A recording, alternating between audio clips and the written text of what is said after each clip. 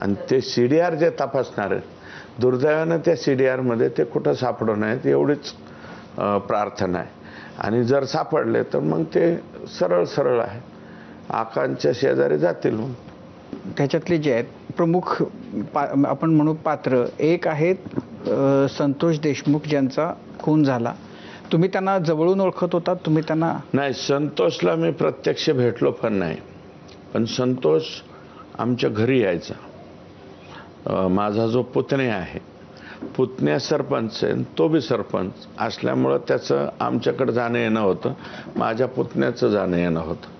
पण त्याच्यापेक्षा त्याचं धनंजय जो आत्ताचा धाकटा भाऊ आहे, हा आत्तापर्यंत कधीच पिक्चरमध्ये आलेला नव्हता. संतोष पुढं असल्यामुळं तो फक्त बॅकबोन म्हणून पाठीमागं काम करायचं. तर हेच धनंजयचे आणि माझ्या पुतण्याचे पण संबंध चांगले होते. मी तर 12 तारखेला गेलो, पण अंत्यविधीला माझा पुतण्या हजर होता अगोदर. मी समक्ष संतोषला भेटलो पण नाही, माझ्या पुढं कधी तो आलेला नाही. दुसरं त्यातलं आहे ते वाल्मिक कराड. वाल्मिक कराडला तर तुम्ही त्याचं घडताना बघितलं, तर वाल्मिक कराड हे काय रसायन आहे? वाल्मिक कराड हा फक्त घरगडी होता पहिला. गोपीनाथराव मुंडे साहेबांच्या घरी साफसफाई वगैरे करायचं काम होतं. पुढे मुंडे साहेबांच्या आणि TP मुंडेंच्या त्या कॉलेजच्या राजकारणामध्ये गोळीबार झाला होता आणि त्यातली एक गोळी वाल्मिक कराडच्या पायाला लागली. गोळीबार झाला, त्याच्यात लकीली ह्याच्या पायाला लागलं आणि तो वाचला. आणि त्याच्यानंतर तो एकदम घरात गेला गोपीनाथराव मुंडेंच्या. मुंडे साहेबांच्या बी त्यांना वाटलं, बरं वा वा वाल्मिक एक गोळी खाल्ली आमच्यासाठी, ये जवळ.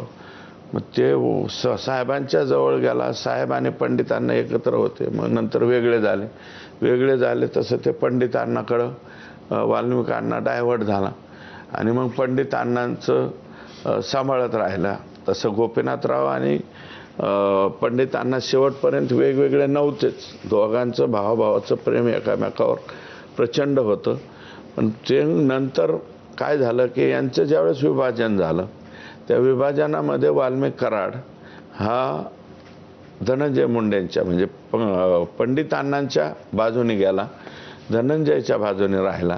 आणि मग मला एक सांगा, जो घरगडी म्हणून पहिल्यांदा माणूस तुमच्याकडे आला, घरगाड्याचं काम काय? साफसफाई करणे, घराचे नीटनाटके हे करणे.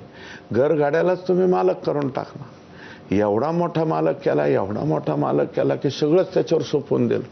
मग घरगाडीच्या पद्धतीनेच तो करायला लागला ना. घरगाड्याला जर एकदा एखाद्या कुटुंबामध्ये त्याची लायकी 100 रुपयाची आणि त्याला तिथं 10 लाख मिळायला लागले, मग घरगडी काय करणार? घरगडी 10 लाखाची 1 कोटी करण्याचाच प्रयत्न करणार.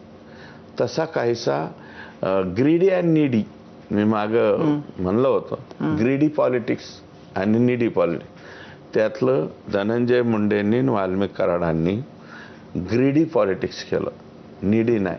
जेवढी आपल्याला आवश्यकता आहे तेवढेच पैसे कमवायचे, सोडून द्यायचे. मी म्हणतो का मी संत तुकाराम आहे? नाही, परंतु आम्ही आवश्यकता एवढंच करतो रे बाबा, तुमच्यासारखं हे नाही करत पुष्कळ. बरं, हे फक्त